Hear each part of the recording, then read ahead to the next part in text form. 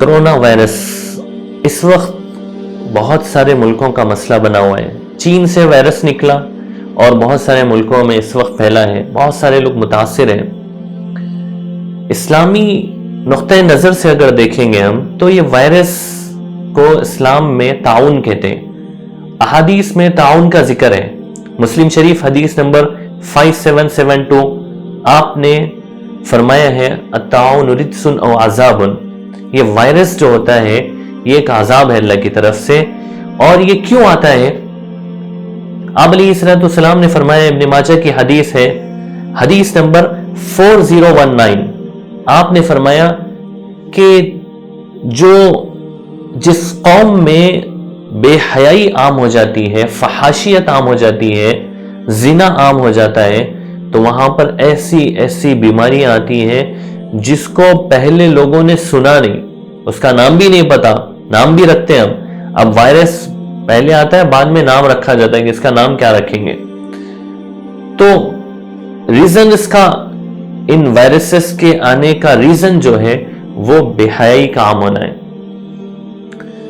تیسری بات، اس سے بچنے کی تدبیر کیا ہے، اس سے کیسے بچیں گے؟ تو سب سے پہلی چیز آپ علیہ السلام نے جو سکھائی ہے کہ وضو کرنے کا اہتمام کریں.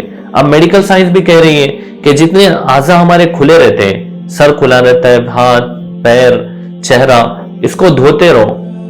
اور آپ علیہ السلام نے یہ تو سکھایا ہے کہ وضو کرتے رہو، بار بار وضو کرتے رہو، ہمیشہ باوضو رہو. تو بہت سارے وائرس سے بچ سکتے ہیں وضو کے ذریعے سے، بہت آسانی سے بچ سکتے ہیں. وضو کرنے کا اہتمام کریں. اور آپ نے یہ بھی سکھایا ہے ناک صاف کرو.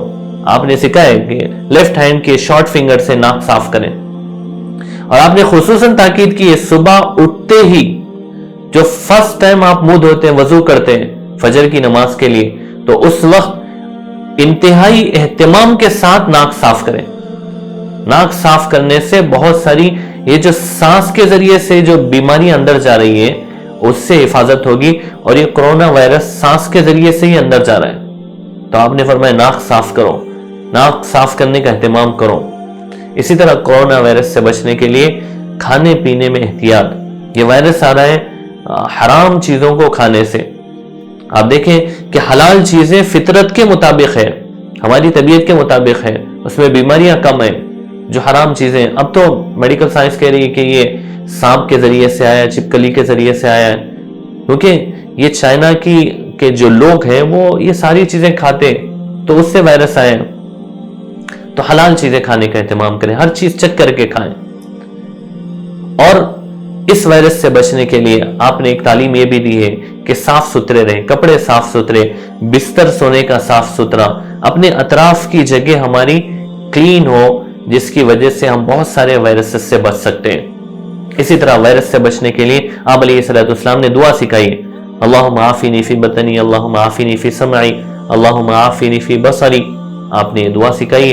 اور اسی طرح بہت ساری دعائیں احادیث کے اندر ہیں، چھوٹی چھوٹی کتابوں میں بھی آپ کو دعائیں ملیں گی. دعائیں پڑھنے کا اہتمام کریں. ان وائرس سے ہم آسانی کے ساتھ بچ سکتے ہیں.